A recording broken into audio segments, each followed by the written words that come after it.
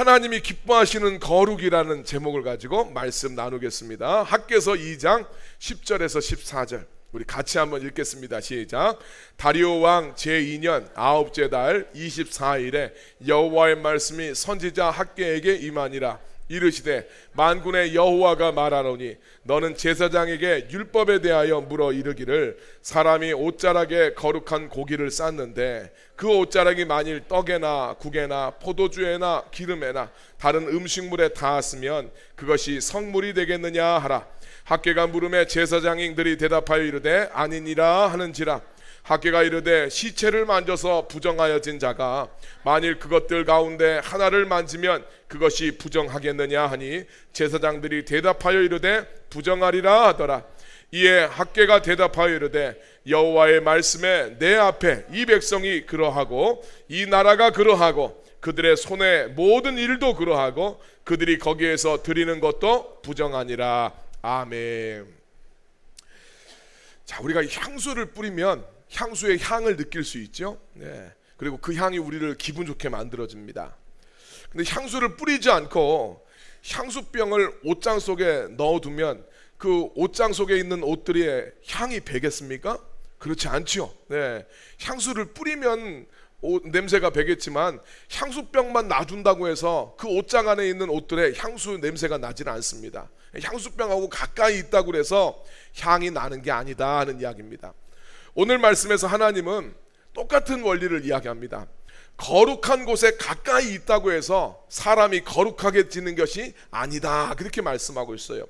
하나님은 사람의 내면이 거룩해야 하나님이 보셨을 때 진짜 거룩한 삶이고 그 인생을 축복해 주신다라고 말씀하고 있습니다. 오늘 말씀을 통해서 하나님이 기뻐하시는 거룩함이 무엇인지 말씀을 통해 우리가 살펴보고 하나님의 축복받는 백성들로 여러분 살아가게 되길 예수님의 이름으로 축원합니다. 자, 하나님이 기뻐하시는 거룩. 자, 첫 번째, 하나님은 우리 자체가 거룩해지길 원하십니다. 우리 자체가 거룩해지길 원해요.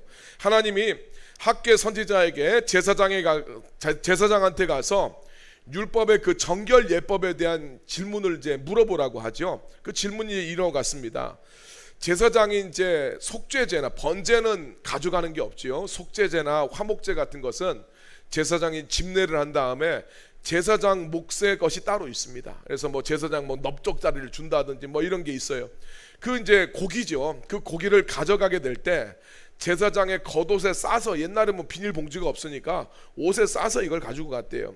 근데 그 제물을 감싼 옷자락이 떡이나 국이나 포도주나 기름과 같은 다른 음식에 닿는다면 그 음식들이 거룩해지겠느냐라는 질문이에요.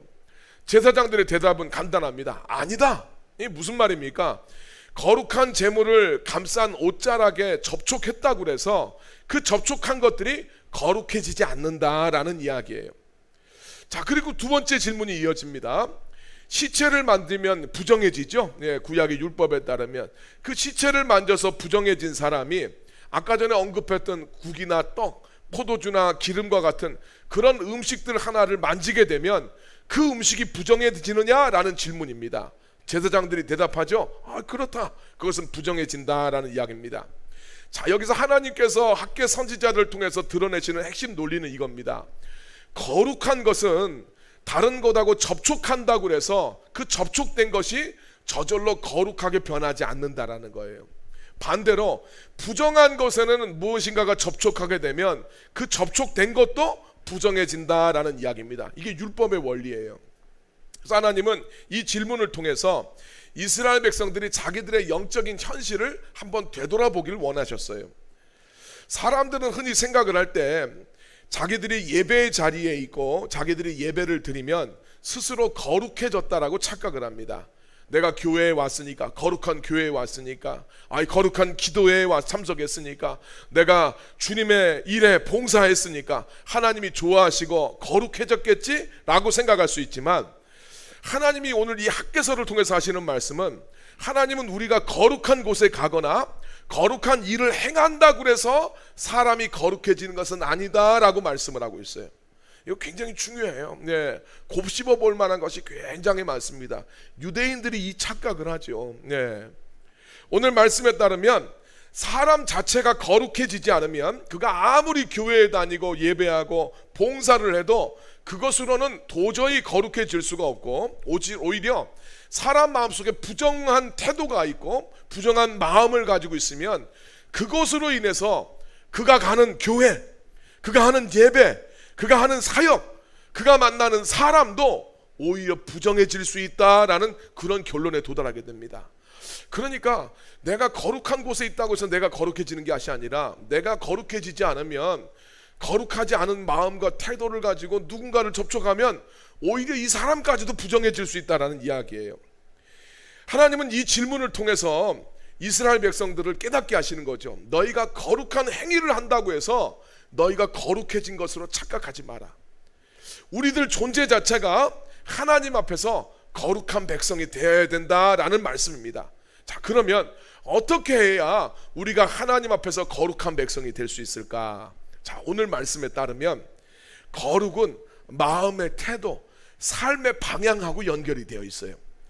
자, 그래서 하나님께서는 오늘 우리의 태도와 삶의 방향이 거룩해지길 원하신대요. 이게 두 번째 이슈입니다.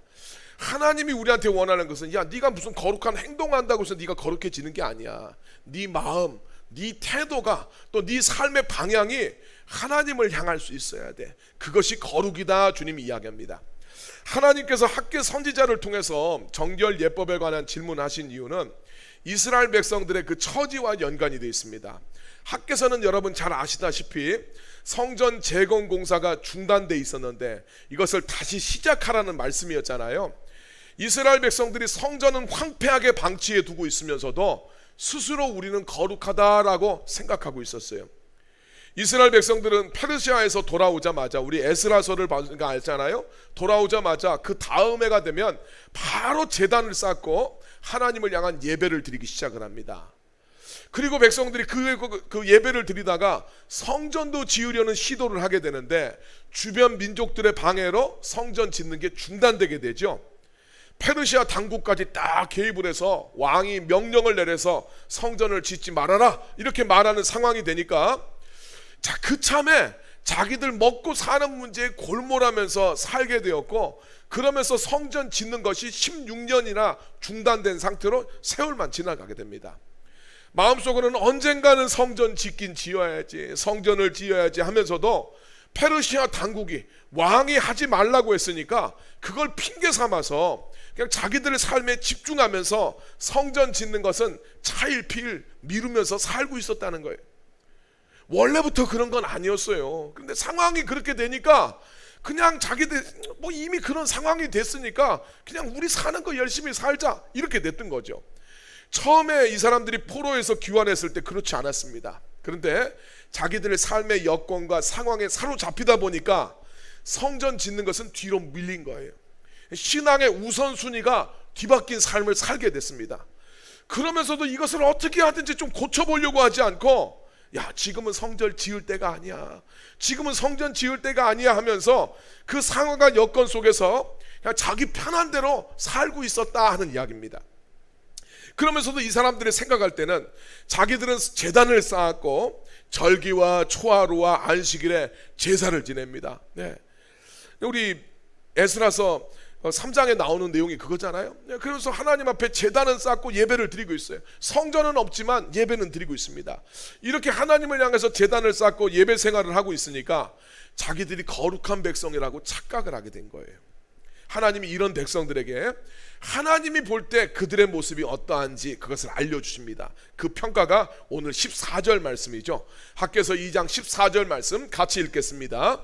이에 학개가 대답하여 이르되 여호와의 말씀에 내 앞에서 이 백성이 그러하고 이 나라가 그러하고 그들의 손의 모든 일도 그러하고 그들이 거기에서 드리는 것도 부정하니라. 그렇습니다. 하나님이 보시는 이스라엘 백성들은 우리 하나님 앞에 우리의 마음은 원래 안 그랬어. 우리 하나님의 성전 짓기를 원했는데 상황이 이렇게 됐고 그러다 보니까 지금 뭐 이렇게 된 것이지, 우리가 하나님 앞에 예배는 꼬박꼬박 드리고 있지 않습니까? 우리 거룩한 주님의 백성입니다. 자기들은 그렇게 생각을 하고 있는데 하나님이 보셨을 때는 뭡니까? 부정하더라는 거예요. 너희들이 부정하고 너희들의 하는 모든 일들이 부정하고, 그래서 너희가 드리는 제물과 예배마저도 하나님이 보셨을 땐 부정하다는 이야기입니다. 그러니까 하나님이 문제 삼고 있는 것은 성전 공사가 중단된 것, 이것만을 주님이 문제를 삼고 있지 않아요. 어느덧 이들의 삶 속에서 하나님이 삶의 중심에서 밀려난 것, 그걸 지금 주님께서 문제를 삼고 있어요. 그러면서 이스라엘 백성들은 자기들이 이렇게 하나님을 예배하면서 사는데 왜 하나님이 자기들의 삶에 축복을 안 해주시는지, 여기에 대해서 의문을 가지고 하나님에 대해서도 의심하는 마음을 가지고 살고 있었습니다. 우리 학교에서 보면 그러잖아요. 삶이 굉장히 어려워요. 안 풀려요. 삶에 어떤 만족이 없어요. 그러다 보니까 신앙생활 하면서도 불만이 있는 거죠. 왜 우리는 이런가? 하나님은 그런 이스라엘 백성들한테 너희들의 마음은 하나님을 향한 방향성을 상실했기 때문에 너희들은 부정한 자다, 이렇게 말씀합니다. 그래서 너희들의 그 악한 태도를 고치지 않고 단지 제단에서 내가 거룩한 모습으로 제사를 드린다고 해서 그 제사가 너희를 거룩하게 만든 것은 아니다라는 이야기. 오히려 너희는 부정하기 때문에, 너희의 그 부정함 때문에 너희가 드리는 예배, 이것마저도 하나님 보셨을 땐 부정하다는 거예요. 그러니까 이 사람들은 자기는 예배를 드리고 있지만 주님이 보셨을 때 이것은 부정한 예배니까 이 예배를 받지 않으신다는 거예요. 그러니까 삶 속에 하긴 하는데 삶에 만족이 없는 이유가 바로 여기에 있었어요. 거룩은 단지 깨끗한 것만을 의미하는 게 아닙니다. 거룩은 구별됨이에요. 구별됨. 남들하고 좀 달라야 돼. 세상하고 다른 것이 거룩이에요. 삶의 중심이 하나님 앞에 옮겨져 있는가? 자기 삶의 중요한 가치를 하나님께 두고 있는가? 하나님을 향한 삶의 방향성이 확고하게 세워져 있는가? 이게 거룩입니다. 세상은 다 삶의 가치와 삶의 중심을 자기 자신한테 둬요. 자기 좋아하는 것, 자기한테 유리한 것, 자기 가족에게 도움되는 것, 이것만 위해 생각을 합니다. 삶의 방향성도 하나님이 아니라 자기 자신이에요. 근데 거룩은 그런 세상의 모습과 구별된 모습을 가질 때, 우리 성경 말씀 보면서 그랬죠. 항상 우상 숭배의 이야기를 나올 때는 자기를 위하여 우상을 만들고, 하나님 성전을 만들거나 이랬을 때는 하나님을 위하여 성전을 세우고, 이 표현 수식어가 달라요. 네. 그러니까 세상의 삶은 기본적으로 우상 숭배, 자기를 위해 살아가요. 그런데 정말 하나님의 백성들한테는 구별된 모습, 거룩한 모습이 뭐냐? 하나님을 위해서 살아가는 삶의 모습이 있느냐 하는 이야기예요. 그런 모습을 가졌었을 때 이것이 진짜 하나님이 보시는 거룩이라고 말할 수 있는 겁니다. 여러분, 하나님이 원하시는 거룩은 우리의 마음의 방향성, 우리 삶의 우선순위하고 연결이 되어 있어요. 그래서 하나님은 선지자들을 통해서 항상 이야기합니다. 너희 육체의 할례를 받았다고 해서 니네들 만족하지 마라. 이스라엘 백성들은 자기들이 이스라엘 백성이라는 징표로 남자들은 다 할례를 받아야 됐어요. 하나님 하시는 말씀은 니네 할례 받았다고 거룩하다고 생각하지 마라. 하나님이 원하시는 것은 니네 마음의 할례를 받아야 된다. 주님은 그렇게 말씀하셨어요. 마음이 중요한 거예요. 겉모습이 아니라 마음에서부터 진짜 구별됨이 있었을 때 하나님이 그 모습을 거룩이라고 보시는 거예요. 그래서 하나님은 이스라엘 백성들한테 제의적인 거룩, 예배를 드리고 거룩한 행동을 함으로써 거룩해지는 그 자리에 머물지 말고 너희들의 삶의 방향이 니네들 마음속에서부터 우러나오는 그 진심으로 하나님을 향하기를 하나님이 원하십니다. 오늘 여러분들이 하나님을 향한 진심을 갖게 되길 우리 주님의 이름으로 축원합니다. 자, 세 번째, 하나님이 원하시는 거룩은 뭐냐? 우리 마음의 거룩은 말씀에 기초한 순종으로서 증명이 됩니다. 그러니까 우리가 마음의 방향이 하나님을 향한다는 것은 어떻게 알 수 있느냐? 바로 이거예요. 우리의 마음이 하나님을 향했었을 때 하나님은 그것을 진짜 거룩이라고 보시는데, 우리의 마음이 하나님을 향하는 것은 무엇으로 알 수 있느냐? 말씀에 기초한 순종으로서 증명이 된다는 거예요. 학계 시대 때 이스라엘 백성들이 보여준 하나님을 향한 진심의 증거가 있습니다. 그게 뭐냐면 성전 재건 사업이에요. 말로만 하나님 사랑한다고 말하고, 말로만 헌신하고, 말로만 믿음 타령하는 것은 진짜라고 할 수 없습니다. 진심은 삶으로 드러나야 돼요. 이스라엘 백성들의 진심은 성전 재건을 통해서 드러나게 됩니다. 그들이 성전을 다시 짓기 시작했을 때 상황이 좋아져서 성전을 다시 재건한 게 아닙니다. 여전히 반대가 있었어요. 주변 민족들이 순해진 것도 아니었고 페르시아 당국의 명령이 변화된 것도 아니었습니다. 여전히 먹고 사는 것도 어렵고 정치적인 상황도 불안한 상황이었어요. 달라진 게 딱 한 가지 있습니다. 그게 뭐냐면 이스라엘 백성들의 마음이었어요.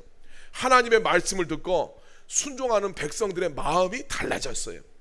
그래서 이 백성들이 성전 건축을 다시 시작하게 되었습니다. 그것이 6번째 달 24일이었고 오늘 말씀의 배경인 9째 달 24일 날, 이날이 성전 기초공사가 완성된 날이었는데 바로 그날 하나님께서 이스라엘 백성들한테 오늘 이 말씀을 주시는 거예요. 너희들이 거룩한 일을 한다고 해서 거룩해지는 게 아니라 니네가 거룩한 자가 돼야 된다. 이 말씀을 그때 주시는 거예요. 그러니까 주님은 이스라엘 백성들의 순종을 기뻐하면서 그들을 축복하고 격려하시면서 또 그들의 삶 속에 하나님이 기뻐하시는 구별된 모습, 하나님이 기뻐하시는 거룩이 무엇인지를 알려주기 위해서 오늘 이 말씀을 주셨던 거예요. 여러분, 진짜 거룩은 감정이 아니라 결단이에요. 그리고 그 결단은 순종을 통해서 증명이 됩니다. 이스라엘 백성들이 하나님의 말씀을 붙잡고 순종해서 성전 재건 공사를 시작을 해서 그 성전 기초가 완성된 날 하나님이 그들을 축복하시면서 이렇게 말씀합니다. 학개서 2장 19절 말씀 같이 한번 읽겠습니다. 곡식 종자가 아직도 창고에 있느냐? 포도나무, 무화과나무, 석류나무, 감람나무에 열매가 맺지 못하였느니라. 그러나 오늘부터는 내가 너희에게 복을 주리라. 그렇습니다. 전에는 니네 곡식 창고에 곡식이 없다. 너희들의 나무, 그 많은 나무들, 포도나무, 무화과나무, 석류나무, 감람나무, 모든 나무들이 있지만 그 나무에 열매가 없었다. 그러나 오늘부터는 내가 너희에게 복을 주겠다는 이야기. 하나님이 이 축복의 말씀을 하신 날이 언제라고요? 성전 기초를 완성한 날이에요. 자, 하나님의 성전이 지어질 때 기초가 무엇인가? 이 완성된 날 하나님이 축복을 해주시는데 오늘 우리가 하나님과 함께 살아가는 성전, 믿음의 성전을 지을 때 그 성전의 기초가 뭐냐? 순종이에요. 순종. 마음으로부터 우러나와서 하나님을 향한 삶의 방향성을 가지고 순종하는 것, 이게 우리가 하나님과 더불어 살아가는 성전의 기초가 됩니다. 그 기초가 놓여졌었을 때 하나님께서 하시는 말이 내가 오늘부터는 너희를 축복하겠다, 이 말씀을 주시는 거예요. 그러니까 사람들이 지금 이스라엘 백성들의 삶의 모습들을 통해서 하나님이 하시는 말씀이 뭡니까? 너희들이 지어야 되는 것, 너희들이 정말 하나님 말씀에 따라서 순종하면서 마음으로부터 우러나와서 하나님과 더불어 살아가는 삶을 살아가야 되는데, 그러한 삶은 그냥 너희들 형편만 생각하고 상황만 생각하면서 하나님 나중에 할게요, 나중에 할게요. 그런데 하나님 저 지금 예배 드리잖아요, 하나님 저 11조 드리잖아요, 이러면서 자기 자신의 삶이 거룩하다고 생각하는 것은 주님이 기뻐하시는 모습이 아니라는 거예요. 하나님께서는 정말 주님의 말씀을 주셨을 때 그 말씀을 내 마음으로부터 하나님을 향한 방향성을 가지고 순종했었을 때 그 모습을 하나님이 기뻐하시고 그 모습을 거룩이라고 이야기하신다는 거예요. 그리고 너무나 감사하게도 하나님은 이 복을 우리한테 주시기 위해서 예수 그리스도를 이 땅에 보내주셨습니다. 하나님이 원하시는 건 진심이라고 그랬어요. 마음으로부터 우러나오는 하나님을 향한 방향성이에요. 근데 문제는 뭐냐면 우리는 하나님을 향하여 한결같이 못하라는 거예요. 1차 포로에서 이 귀환했던 사람들, 정말 대단한 사람이라고 말씀을 드렸죠. 그 정말 믿음과 헌신과 열정이 없으면 페르시아에서 돌아올 이유가 없어요. 페르시아는 당대 세계의 수도입니다. 지금도 사람들은 서울 살려고 하잖아요. 페르시아의 그 수산공 바벨론에 살길 원하지 유다 이 궁벽한 산골에 와서 살고 싶어 하지 않습니다. 그리고 삶의 기반이 거기에 다 있어요. 지금 50년 살면서 삶의 기반들이 유대인들이 탄탄하게 있습니다. 그런데 이거 다 정리하고 내가 하나님의 백성으로 살겠다고, 성전 짓겠다고 유다로 돌아온 사람들이 이 귀환했던 1차 귀환했던 사람들이에요. 정말 웬만한 믿음과 헌신 없으면 이거 돌아올 수가 없습니다. 근데 그 믿음과 헌신과 열정이 있는 사람들이 어떠합니까? 상황과 여건이라는 현실 앞에서 타협해 버리는 거예요. 이게 성경이 보여주는 인간의 모습이에요. 사람은 뜨거울 수 있어요. 하나님 앞에 헌신을 맹세할 수도 있습니다. 우리가 신앙생활을 하면서 은혜 받고 가슴이 뜨겁고 내 삶을 주님 위해서 바치겠다 헌신도 하고 결단도 해요. 그러나 우리들의 삶의 모습을 봤었을 때 하나님 앞에서 한결같이 변하지 않는 사람의 모습은 누구도 없더라는 거예요. 다 열정이 있어요. 나름대로 헌신했어요. 나름대로 믿음의 고백이 있어요. 체험이 있어요. 대단하다니까요. 근데 그 모습이 자기 상황과 현실 여건과 딱 결합이 되니까 거기에 딱 머물러 있게 되더라는 거예요. 사람의 겉모습은 그럴듯하게 할 수 있습니다. 자기 마음은 그렇지 않아도 몸은 남들 눈치 봐서 또 자기의 신앙생활의 루틴에 따라서 몸은 올 수 있어요. 근데 여러분 중요한 게 뭡니까? 하나님이 우리의 마음의 중심을 보신다는 거 아닙니까? 우리의 중심을 보시는 하나님 앞에서 하나님을 향한 방향성과 헌신과 순종이 우리가 한결같다? 인간한테는 거의 불가능한 이야기예요. 이런 우리들을 거룩하게 하시기 위해서 하나님이 예수님을 이 땅에 보내주셨어요.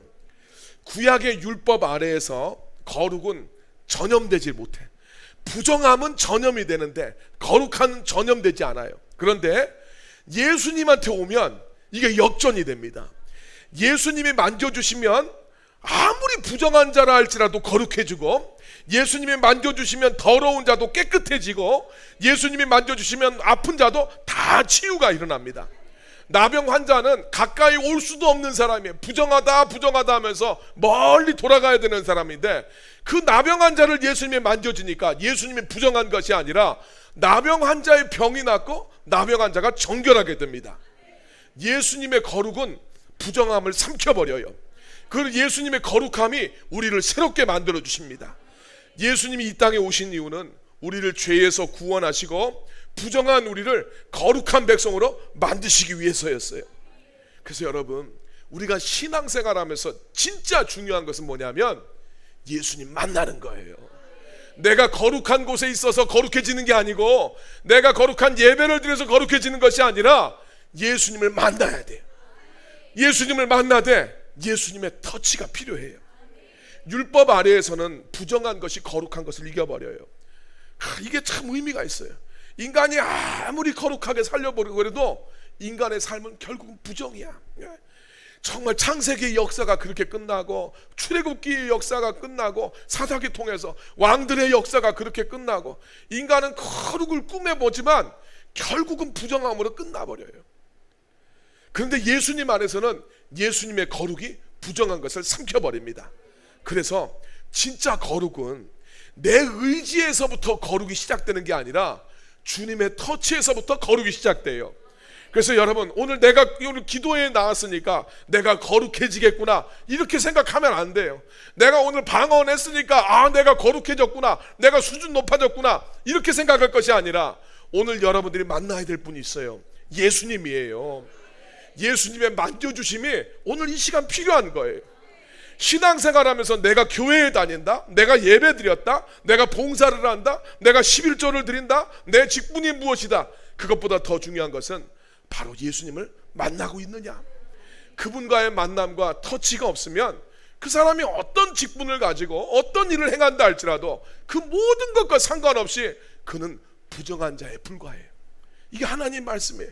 네가 백날 예배를 드려도 네가 부정한데 어떻게 거룩해지겠냐는 거예요.